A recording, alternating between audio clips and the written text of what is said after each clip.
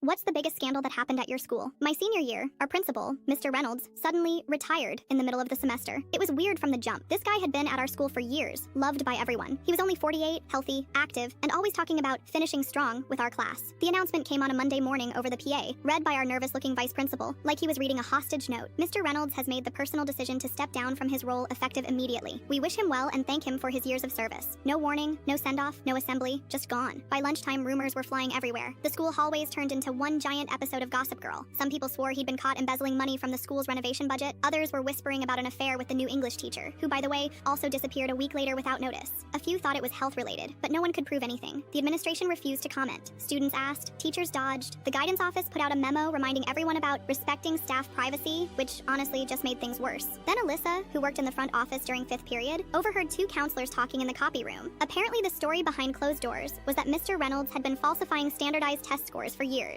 The theory was that he'd boosted numbers to inflate our school's ranking and secure more state funding and grants. That rumor blew up fast. People started digging. Test scores from the last few years suddenly looked suspicious. Some students had gotten absurdly high scores compared to their classroom performance. Teachers were being called in for private meetings. College counselors got flooded with calls from universities asking for clarification. At least 3 students had their admissions held up while investigations played out. Then the local paper got involved. Front page, principal resigns amid test tampering allegations. That headline hit like a truck. Our school's reputation tanked overnight. Students were humiliated. Our ranking dropped. Community meetings were packed. Parents were furious. Some teachers went on leave. The whole place felt like it was falling apart. But here's where it gets wild. 3 months later, my mom came home from her job at the district office, pale and rattled. She sat at the kitchen table, looked at me, and said, "Reynolds didn't do it." She told me the actual truth. Mr. Reynolds wasn't the one falsifying test scores. It was the superintendent. Reynolds had discovered what was going on. Multiple schools in the district had been quietly inflating results to chase state funding benchmarks. When he confronted the superintendent and threatened to expose him, the guy panicked. He was running for state office at the time and couldn't afford a scandal. So he flipped the whole thing, set Reynolds up, faked documents, leaked info to the right people, and made it look like he was the problem. The administration was fed the same lies. The paper ran with it. By the time anyone even began questioning it, the damage was already done. Mr. Reynolds moved across the country, packed up and left. His reputation burned. Schools didn't want him. Parents thought he was a fraud, and he didn't say a word in his defense. The superintendent, by the way, quietly resigned the next year for health reasons. No charges, no accountability. The whole thing just faded. Our school never recovered from it. Enrollment dropped, teachers left, seniors lost out on scholarships. We got labeled as a problem district. The whole vibe changed, like everyone just got tired overnight.